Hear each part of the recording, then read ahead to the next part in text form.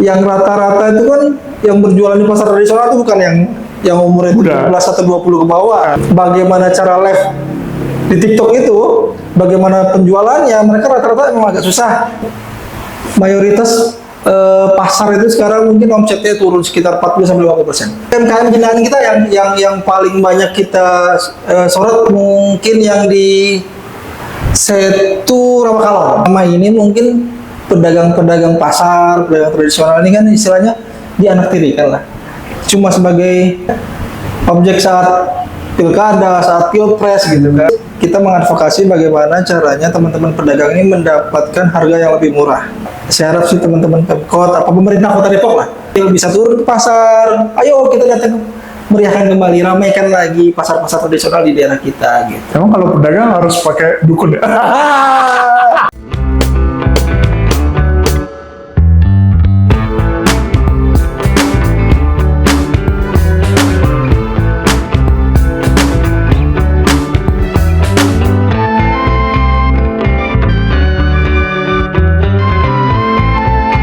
Selamat malam rekan-rekan dari Gede Kreatif. Malam ini kita ketemu sama Bang Yohan Tanjung. Siap. Nah, Bang Yohan Tanjung ini aktif di Papera. Apa Bang?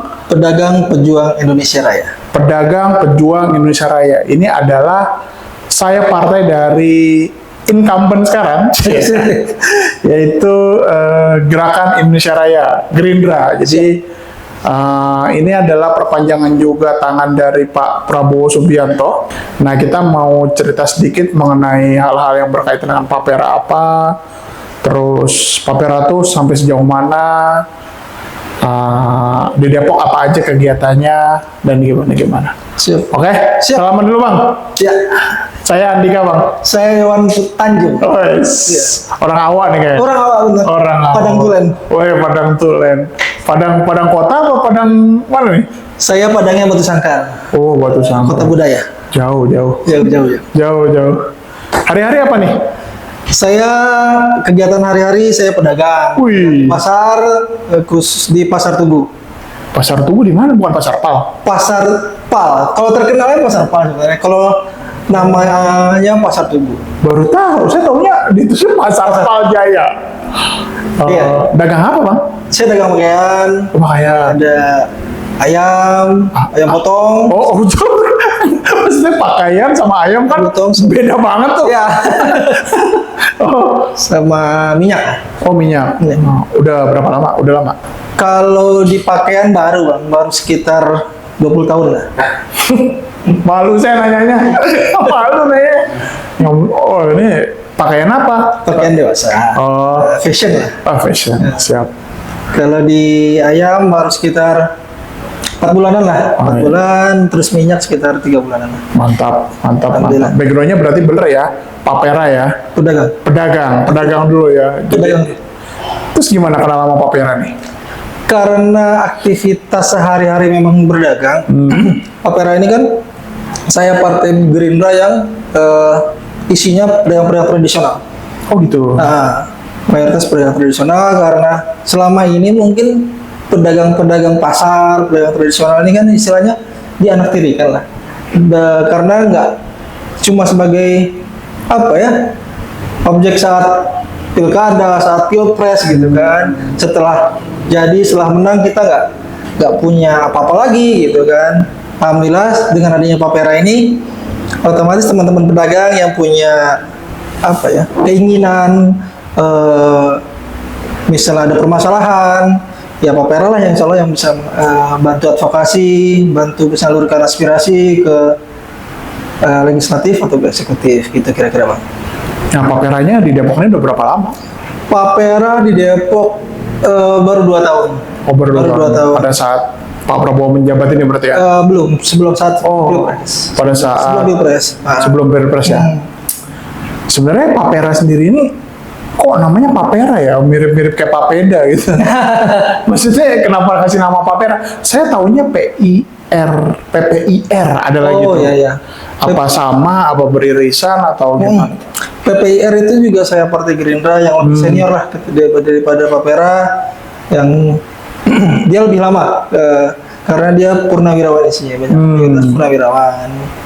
Karena secara umum Gerindra ini punya beberapa sayap, sayap-sayap partai. Seperti yang Bapak bilang tadi, ada PPIR yang isinya mayoritas purnawirawan, terus isinya pedagang yang Papera, terus Tidar yang isinya pemuda, Oh ya, tidak. terus Satria juga kan. Banyak lah sayap-sayap partai Gerindra yang udah dibentuk sama Pak Prabowo gitu. Nah, kalau Pak Pera ngapain ini? Hanya sekedar advokasi kah, edukasi kah, atau berusaha untuk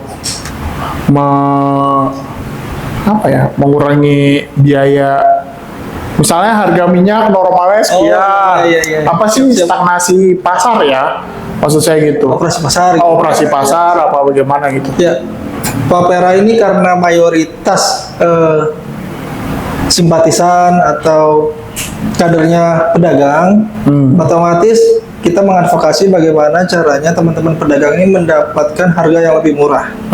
Nah, salah satu contohnya adalah bagaimana kita memotong rantai distribusi. Saya ambil contoh bagaimana minyak kita itu bisa langsung ke Bulog. Pedagang ini bisa langsung PO lah. PO pesan dari Bulog untuk langsung memotong sebatang rantai. Karena kita kasih contoh aja minyak kita itu, minyak kita itu kan HET-nya 15.700. Harga eceran tertinggi ya, oke, 15.700. 15.700. Tapi yang terjadi di pasaran, khususnya di pasar-pasar tradisional atau di warung-warung, enggak sampai 18.000 lah, 18 sampai 19.000 lah. Dan itu kenapa teman-teman pedagang jual 18.000 atau 17.500 karena mata rantainya udah panjang dari Bulog ke distributor ke agen ke pengecer. Nah, disitulah tugas kita lah bagaimana memotong rantai distribusi tadi. Teman-teman yang bergabung di dalam Papera, khususnya teman-teman pedagang, ini kita advokasi bagaimana caranya untuk sama-sama kita PO ke Bulog misalnya untuk jadi teman-teman di pasar ini bisa mendapatkan harga yang lebih murah. Nah, itulah itu seperti itu. Sama juga seperti ayam misalnya kan. Ayam juga gitu. Kita coba untuk cari di sumber-sumber ayam, peternakan ayam. Kita ambil misalnya dari teman-teman kita juga, teman-teman Papera juga yang punya peternakan di Subang. Sehingga barang yang dibawa langsung dari Subang untuk ke pasar-pasar yang ada di Kota Depok itu harga bisa lebih murah. Sebenarnya itulah salah satu poinnya Papera itu hadir untuk teman-teman pedagang. Banyak anggotanya udah Bang, se-Depok aja deh. Untuk seluruh pasar yang ada di Depok ini teman-teman Papera sudah ada. Nah, kalau untuk di tingkat kota di PC, kalau untuk di pasar namanya komisariat. Jadi komisariat Pasar Agung, komisariat Pasar Tugu, komisariat Pasar Salak. Nah, kalau Abang nih Depok, kota. Ketua DPC Depok. Iya, betul. Wah, temu orang penting guys. Berarti membawai berapa banyak teman-teman pedagang? Apa namanya?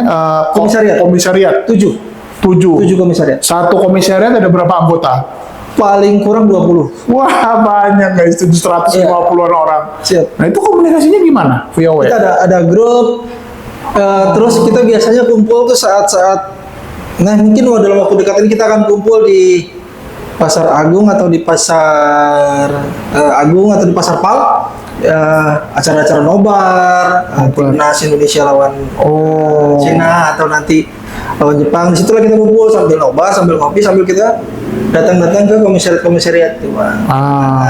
Kalau pas ketemu ngobrolin apa, Bang? Pasti ngomongin dagangan. Apa sih yang kendala sekarang? Apalagi sekarang semua serba nggak ada yang nyaman sekarang pedagang. Rata-rata kan ekonomi sedang sulit lah. Rata-rata ya dengar teman-teman keluh kesah. Sekarang ini lagi sepi, Bang. Gimana nih gitu kan? Itu bener ya, Bang? Nah, dengan mayoritas pasar itu sekarang mungkin omsetnya turun sekitar 40-50%. Seluruh pasar di Kota Depok.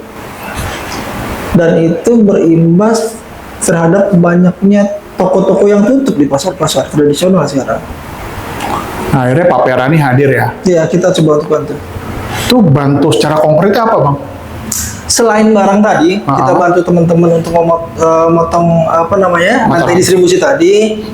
kita Papera ini bekerja sama dengan Koperasi Garuda Yaksa Nusantara, Koperasi Gerindra, untuk membantu teman-teman pedagang berupa pinjaman tanpa bunga. Kemarin malah hampir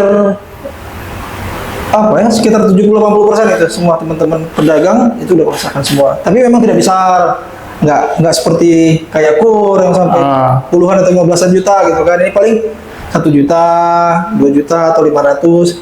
Pinjaman 1 juta, 2 juta itu untuk teman-teman pedagang telur, pedagang ayam itu udah besar saya, dan apalagi tanpa bunga. Itu yang poin utamanya. Baru tahu nih kayak gitu. Tuh benar-benar nggak pakai bunga tuh. Tanpa bunga. Wow. Itu Garuda Yaksa Nusantara. Berarti di Depok juga ada tuh ya, Garuda Nusantara itu ya. Wah, keren. Nah, terus si Papera sendiri sekarang ada nggak sih testimoni dari teman-teman tuh merasa Papera ini membantu sangat banyak gitu? Temen yang UMKM binaan kita yang paling banyak kita sorot mungkin yang di Setu Rawakalong. Setu Rawakalong tuh UMKM sepanjang Setu itu binaan kita semua. Di mana ya Setu Rawakalong? Saya nggak tahu. Cimanggis, Pak. Maaf nih nggak tahu. Di Cimanggis deket apa namanya? Gang Nangka masuk dalam. Oh iya, nanti saya mampir. Saya taunya Situ Pedongkelan doang. Ya. Setu Rawakalong lebih jauh lagi bagus. Tahu nggak kenapa saya tahu Situ Pedongkelan? Gara-gara PSBB nggak boleh lewat jalan depan. Disuruh foto. Itu zaman dulu COVID ya kan? Iya. Coba Bang main ke Setu Rawakalong, dia lebih bagus, lebih indah. Oh gitu? Lebih bersih. Lebih tertata. Itu dagang apa aja tuh di Situ Rawakalong? Semua UMKM ada banyak di situ, ada dari cilok, seblak, sosis, segala macam lah. Itu malam tapi dia jualannya malam. Oh jualannya malam. Terus abang kenapa nih kok tiba-tiba dipilih jadi ketua di Depok DPC? Apakah memang punya ide-ide brilian gitu atau ide-ide apa tuh bang bisa? Kenapa join lu deh di Papera? Karena memang semenjak sekitar 10 atau 20 tahun lalu memang udah firm kerja, sibuk di pasar, ngurusin pasar, bagaimana teman-teman pedagang ada permasalahan gitu kan. Mungkin dulu sekitar 10 atau 20 tahun yang lalu mungkin terkait pasar modern, bagaimana mengadvokasi teman-teman pedagang pasar PAL, pasar Tugu lah istilahnya kan, yang lebih terkenal pasar PAL itu terkait berdirinya pasar modern, itu kan berdampak terhadap pasar tradisional saya. Nah itulah karena sering berurusan dan beririsan sama teman-teman pedagang, bukan cuma di pasar Tugu, pasar Cisalak yang sempat terbakar itu juga bantu teman-teman bagaimana bisa berjualan lagi, cari tempat yang layak, terus sampai ke pasar Kemiri yang masih sampai sekarang juga masih berstatus permasalahan hukum lah antara Pemkot dengan PT gitu.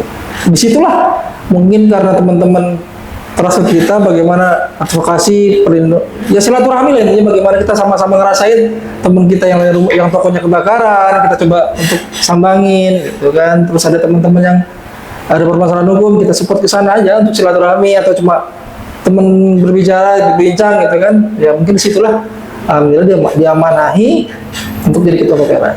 Emang permasalahan hukumnya apa? Permasalahan hukum banyak kan yang dihadapi ya? Banyak. Kemarin waktu pas pernah kejadian, mungkin ada beritanya di pasar Kemiri, itu mau dieksekusi sama pihak PT kan, otomatis teman-teman pedagang kalau berurusan sama perut, ya bisa dikatakan jadinya sebuah pendek Bang. Emosi ya? Emosi kan, apa pihak PT sudah mulai mau mengeksekusi lahan gitu. Terus mereka mau jualan di mana kan gitu. Hal-hal seperti itulah. Jadi sempat terjadi clash kan, otomatis ya ada laporan-laporan dari pihak PT terhadap para pedagang. Ya kita coba advokasi teman-teman, bantuan dari teman-teman LWH, ya bagaimana caranya ini bisa dimediasi lah seperti itu. Tapi jalan. Alhamdulillah. Nah, pertanyaan yang kedua nih, ngomongin mengenai edukasi, ada nggak ada edukasi?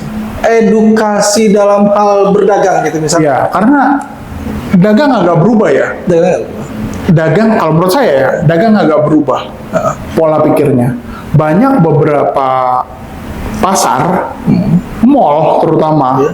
itu yang berubah jadi live TikTok sekarang. Iya. Kayak gitu-gitu ya. Aha. Karena pola pikir kayak abang yang konvensional Iya, betul. versus Online. online, dua mata pisau yang berbeda. Oh iya, jauh. Dua mata pisau yang berbeda. Abang itu menunggu customer datang. Siap. Kalau mereka mengundang customer datang. Iya. Jadi sejauh mana nih si Papera ini ngajarin juga mengenai edukasi itu ya. Terlepas mungkin ada yang mau, ada yang enggak, tapi kan perkembangan zaman udah begitu, Bang. Iya, iya. Di rumah aja bisa Sejualannya. omsetnya mungkin baik kan gitu. Jadi kalau menurut tanggapan Abang gimana tuh maksudnya? Kalau edukasi untuk jualan online, apalagi di pasar tradisional, itu memang sudah beberapa kali dilakuin oleh pihak Pemkot. Pemkot Kota Depok sudah beberapa kali memberikan pelatihan kepada teman-teman untuk berjualan online. Tapi memang pasar tradisional ini mah agak lain lah. Mereka yang rata-rata itu kan yang berjualan di pasar tradisional itu bukan yang umurnya 17 atau 20 ke bawah, gitu kan. Mereka rata-rata udah 40 ke atas, gitu kan. Dan hal untuk teknologi seperti live TikTok, terusnya bagaimana cara live di TikTok itu, bagaimana penjualannya, mereka rata-rata memang agak susah. Banyak yang sudah dilakukan Pemkot Depok untuk pelatihan online itu memang nggak berjalan. Yang sudah diinisiasi sama Disdagin juga nggak jalan gitu. Jadi memang sudah apa ya?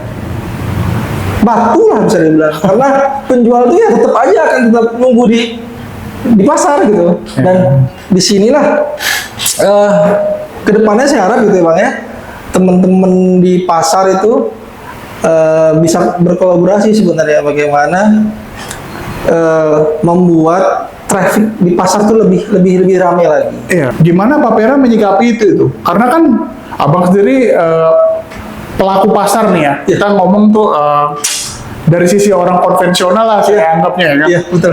Karena kan berimbasnya ke 41%-nya turun. Iya. Itu. Kalau ada beli dari online, ayam beli 5, beli 7, tapi kan bisa dikirim. Iya, betul. Si Gojek datang atau si Mitra datang. Betul. Papera sendiri punya ide apa untuk menyelesaikan hal itu? Kemarin kita sepakat sama teman-teman beberapa pasar tradisional, teman-teman pengurus, bagaimana caranya menghidupkan kembali traffic di pasar. Iya. Baik pagi, siang, sore, ataupun malam. Karena sama-sama kita ketahui mungkin traffic di pasar udah nggak seperti dulu lagi. Gitu. Betul. Beberapa pasar itu yang biasa tutup jam 8, jam 9 malam kini udah nggak. Rata-rata tutup sudah habis sisa atau habis maghrib lah, mungkin lebih cepat. Nah, sebenarnya teman-teman Papera ini coba untuk komunikasi dengan teman-teman yang punya apa ya, passion juga gitu. Passion di UMKM, passion di kegiatan-kegiatan bagaimana untuk memajukan pasar ini gitu. Kemarin coba untuk ngobrol diskusi sama UPT pasar, gimana? Sebenarnya teman-teman UPT juga concern gini. Dalam arti dia tuh juga ngerasain banget teman-teman pedagang tuh sepi tokonya. Betul. Gitu kan. Dan bagaimana caranya membuat traffic di pasar ini lebih padat lagi. Nah, mungkin bisa bekerjasama dengan teman-teman di luar pemerintahan seperti misalnya Karang Taruna atau kelompok-kelompok ormas lain gitu kan. Bagaimana membuat pasar lebih ramai, contohnya mungkin pasar apabila udah jam berapa ya, jam 6 mungkin udah tutup, parkirannya mungkin bisa dibuat semacam angkringan, semacam live musik gitu kan, untuk menarik traffic lagi biar pasar tuh kembali hidup lah gitu. Nah, saya rasa itu sih mungkin pilot project yang perlu dicontoh satu dua pilot project untuk pasar tradisional, misalnya di pasar PAL. Saya coba untuk di pasar PAL untuk komunikasi dengan teman-teman Karang Taruna, bagaimana yuk kita sama-sama bangun lagi pasar kita gitu, pasar Tugu lah. Karena di kelurahan Tugu ini pasar PAL nih, pasar Tugu ini bagaimana caranya ini jadi pusat ekonomi lagi. Kalau nggak bisa paginya, oke, pasar tetap ramai di pagi hari. Bagaimana di sore ataupun malam kita bikin trafiknya lebih padat lagi. Ya mungkin teman-teman dari Karang Taruna punya ide-ide brilian untuk di live musik atau nobar. dan bekerja sama juga dengan UMKM gitu, membuat angkringan-angkringan atau makanan-makanan ringan lah, karena sama-sama kita tahu di Depok ini konsumtifnya tinggi. Ngeri deh. Konsumtifnya tinggi gitu. Untuk teman-teman cari-cari makanan itu tengah malam luar biasa gitu kan.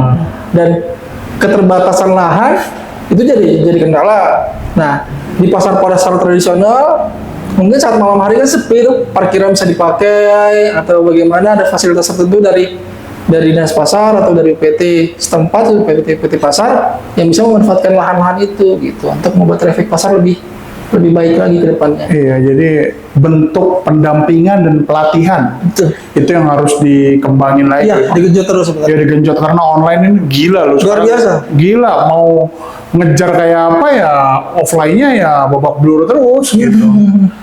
Oke, terus balik ke Papera lagi. Papera ini berapa pengurus inti sih sebenarnya? Kalau pengurus inti untuk DPC itu 20 orang. Banyak ya. Banyak. Ada di mana kantornya, Bang? Kita kantornya masih di rumah Pak Sekretaris Pak Ajis namanya, di belakang Masjid Alusna.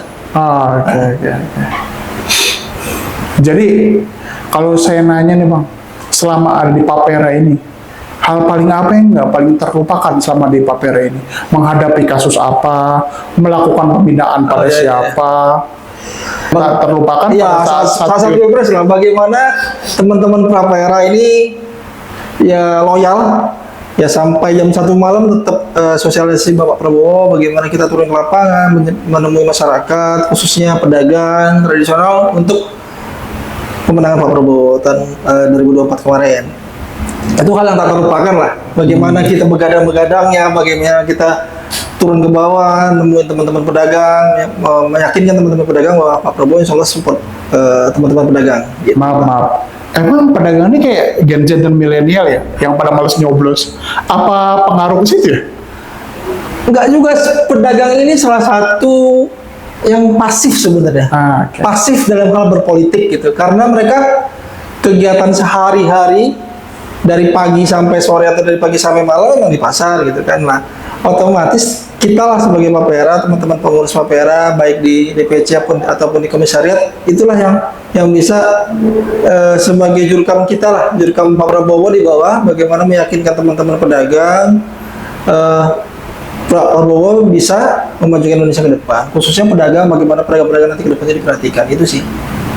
Oke, berarti sekarang udah ada langkah-langkah tertentu, advokatif, edukatifnya untuk membantu kalau teman-teman ada masalah kan sebenarnya. Nah sekarang yang nggak ikut anggota boleh ngadu juga nggak ke Papera? Papera itu selama pedagang kita selalu support apapun keluh kesah mereka, baik mereka tidak memilih Pak Prabowo sekalipun ya, karena kita juga nggak tahu dia milih atau tidak gitu. Selama kita siap support, kita siap bantu teman-teman pedagang yang keluh kesah baik permasalahan distribusi ataupun keamanan pasar. Saya rasa di pasar tradisional di Depok khususnya itu sangat minim terhadap kriminalisasi, sangat minim motor hilang, kan? Karena salah satu bagaimana cara membawa masyarakat untuk kembali ke pasar adalah salah satu keamanan gitu. Bagaimana keamanan di pasar ini bisa tetap kondusif gitu. Bagaimana pedagang masyarakat mau datang ke pasar kalau pasar itu tidak aman gitu kan, sering banyak motor hilang atau banyak copet yang selama ini dilakukan sama pihak Pemda. Ya saya rasa untuk pengamanan pasar sudah luar biasa gitu kan. Salah satu sering poin lah untuk pasar di Kota Depok, minim dari kriminalisasi itu salah satunya lah untuk membawa masyarakat untuk kembali ke pasar. Yakin Bang? Berapa persen yakinnya? Dari 41% minus, mengembalikannya sampai nambah 20% aja deh gitu. Kalau yang pasar sementara ini kan ya kita bilang dia bermain di harga murah aja, atau bagaimana nih supaya si Papera ini memberikan stimulan apa gitu supaya bisa bantu mereka-mereka. Iya. Pasar tradisional itu akan tetap hidup. Pasar tradisional dari zaman kemerdekaan sampai sekarang akan tetap hidup. Iya. Cuma memang pasti ada up and down-nya lah. Mungkin di saat ini beberapa dagangan gitu kan, yang tetap eksis gitu, tetap ramai, tetap on fire lah gitu, yang tidak tergerus oleh online gitu. Teman-teman pedagang masih bisa senyum, masih bisa tertawa lah gitu. Cuma beberapa teman-teman yang jualan fashion itu memang agak menurun gitu. Fashion? Fashion. Oh ya, karena dia ganti-ganti terus ya? Ya karena persaingan tadi di online tadi. Oke. Nah, gitu. Oke, pedagang binaan terbaik selama abang jadi ketua Papera? Tadi lagi, Setu Rawakalong. Semua ya? Ya, Setu Rawakalong punya kesan yang luar biasa lah buat saya. Karena itu memang salah satu pilot project kita. Teman-teman di Setu Rawakalong, UMKM di sana memang luar biasa lah menurut saya, dari loyalitas mereka terhadap kita, terhadap Bapak Prabowo, pemenangan di sana. Teman-teman juga kita support untuk permodalan saat melalui Koperasi Garuda Yaksa Nusantara. Teman-teman di UMKM di Setu Kedongkelan memang yang berkesan lah buat kita. Sampai pernah dikunjungi sama dari teman-teman dari Jawa Barat untuk penilaian lah gitu. Maksudnya binaan Papera yang Kota Depok yang termasuk yang paling bagus lah. Berkesan lah. Tapi dari pemerintah sendiri banyak bantu Papera nggak sih sebenarnya? Peran serta pemerintah Kota Depok ke Papera gitu. Oh gini, mungkin yang kita harapkan bukan peran serta Pemkot lah atau dinas lah ke kita. Kita cuma berharap dinas itu mensupport kegiatan teman-teman pedagang gitu. Teman-teman pedagang ini cuma butuh nggak banyak, misalnya keringanan retribusi lah. Karena sekarang ini bukan seperti yang dulu gitu.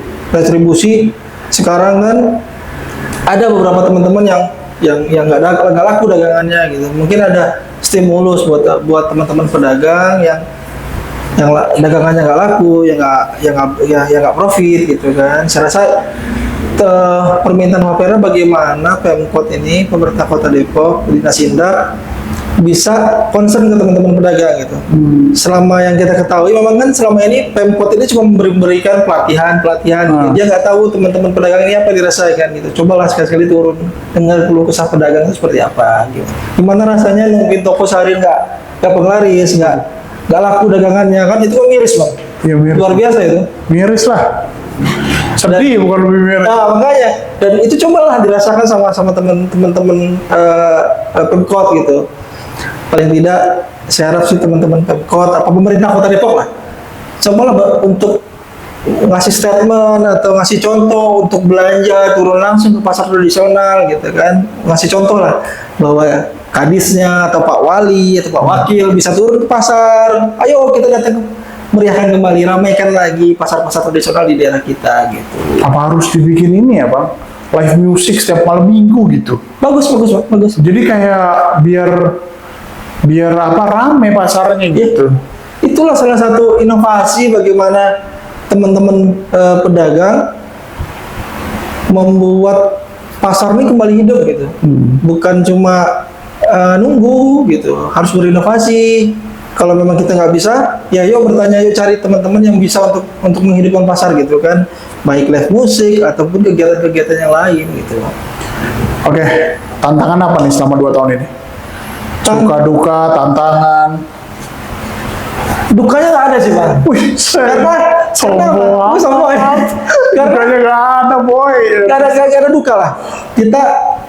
Kita ini, saya pribadi sebagai ketua, untuk turun ke teman-teman pedagang di 7 pasar tradisional di Kota Depok yang diinisiasi sama Pemkot ini, selalu silaturahmi untuk nanyain teman-teman pedagang itu, nggak perlu kita datang bawa buat tangan. Dia datang disamai gimana, ditanyain pasar rame atau enggak, gimana keadaan keluarga, itu udah senang teman-teman pedagang itu kok. Nggak usah harus kita bawa hal-hal lain-lain gitu kan, karena silaturahmi ke teman-teman pedagang itu luar biasa. Yang itu yang coba saya lakuin lah untuk beberapa 2 tahun kebelakangan ini. Saya datang ke teman-teman pedagang karena memang rutinitas kita pedagang kan, jadi komunitas kita komunitas pedagang, jadi ya silaturahmi WA untuk ketemu, datang ke pasar kan nggak lama bang, meluangkan waktu setengah jam atau 1 jam untuk datang ke Pasar Agung, Pasar Sukatani ataupun ke Pasar Cisalak, dan untuk silaturahmi aja, untuk ngobrol-ngobrol, lihat-lihat situasi pasar bagaimana gitu. Itu udah poin buat saya. Tantangan terberat dari Papera yang selama ini abang lakuin, jalanin lah. Tantangan terberatnya nggak ada bang. Nggak ada tantangan yang macam-macam, nggak ada gitu kan, karena kita niatnya awal tuh ya cuma buat apa namanya pemenangan Pak Prabowo. Alhamdulillah sudah sukses, sudah jadi presiden, terus pemilihan gubernur ataupun wali kota, alhamdulillah kita menang semua, jadi kita happy aja. Tugas kita untuk memenangkan calon yang diusung sama Gerindra ya sudah kita jalanin, kita sukseskan semua, dan alhamdulillah semuanya menang. Oh, siapa aja bang? Untuk gubernur Kang Deddy Mulyadi, kader Gerindra juga, dan Pak Sofyan Suri untuk di Kota Depok juga kader kita juga. Sekarang yang terakhir bang, kalau suka duka nggak ada, tantangan nggak ada, ya kan? Pesan deh buat teman-teman pemuda yang baru mau mulai, terus semangat juga biar nanti kalaupun yang dagang kan nggak semua tua dong, kan ada anak mudanya juga kan. Ya pastilah. Biar anak mudanya tuh berubah pemikiran jadi mau dagang di pasar gitu, live TikTok semuanya gitu loh, yang live TikTok gitu. Jadi jangan, saya sih nggak ngomong TikTok doang ya, tapi semua lah. Jadi affiliate itu ada pesan dan kesan terutama dari Paperanya sendiri gitu, nanti bisa masuk anggotanya gimana dan lain-lain. Saya rasa teman-teman di Papera ya, khususnya pedagang-pedagang di pasar tradisional juga sudah beberapa personal udah cobalah untuk coba live di TikTok, marketplace. Saya yakin mereka juga nggak tutup mata karena itu gitu kan. Mereka sudah coba lah bagaimana rasanya jualan via online gitu kan. Dia sudah coba bagaimana di offline, sudah dijalanin, dan saya rasa untuk teman-teman yang anak muda, sok mangga, ayo kita sama-sama berusaha dagang. Pedagang itu menurut saya pekerjaan mulia lah. Dan nggak ada yang mau apa ya memarah-marahi lah kalau kita kerja di kantor, datang telat atau gimana. Cuma memang dagang ini butuh disiplin. Disiplin kita. Meskipun misalnya hari ini kita buka jam 8 pagi, terus sepi, jangan sampai kita besok sepi lah kita buka jam 9 atau jam 10 gitu. Enggak, tetap konsisten, disiplin, konsisten, terus aja berdagang. Karena Rasulullah juga berdagang. Nah, itu poin utamanya sebenarnya.